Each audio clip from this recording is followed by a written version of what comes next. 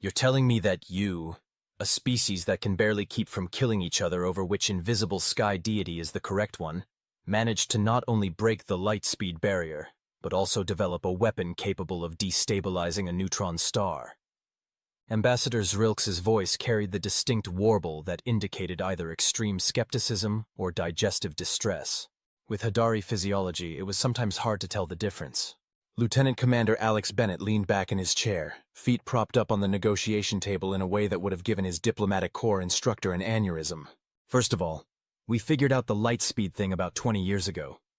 Keep up with the galactic news feeds, man. Second, I never said we could destabilize a neutron star. He paused for dramatic effect, taking a swig from his coffee mug emblazoned with the phrase, "I'd rather be exploding things." We can only make it wobble a bit. The destabilization is more of a happy side effect. This was not how first contact scenarios were supposed to go. At least not according to the thousands of simulations run by the Galactic Concord's First Contact Division. Humans were supposed to be awed, humbled, possibly even terrified upon learning they weren't alone in the universe. They weren't supposed to show up to diplomatic meetings wearing rumpled uniforms with questionable stains, drinking stimulants, and casually discussing stellar weaponry. The other 5 representatives around the table shifted uncomfortably. Ambassador Vex of the Solari Collective adjusted her luminescent robes and cleared her throat, a sound like crystal wind chimes in a hurricane.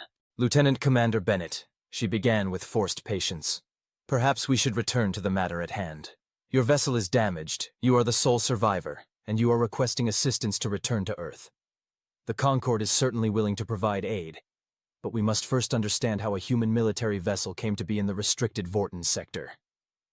Alex sighed dramatically, setting down his coffee mug with a thunk that seemed to physically pain the Tanubi representative, whose auditory sensitivity was legendary.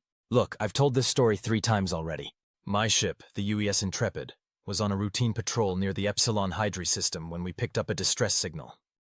Being the good guys that we are, despite what Ambassador Grumpy Mandibles over there seems to think, we went to investigate." "My species does not have mandibles," Ambassador Zrilk said icily. "These are sensory palps." "Whatever. Anyway, we found a damaged vessel that turned out to be a Vort scout ship. Before you all start hissing and clutching your pearls or whatever. Yes, we know about the Vort. Hard to miss a species that tries to eat anything with a central nervous system." The representatives exchanged alarmed glances. The Vort were the galaxy's boogeyman, a predatory species that had been contained in the Vorten sector for the past 3 centuries, after nearly devastating half the Concord worlds. So there we were, face to face with a Vort scout ship. And they were doing that thing where they pretend to be disabled to lure in potential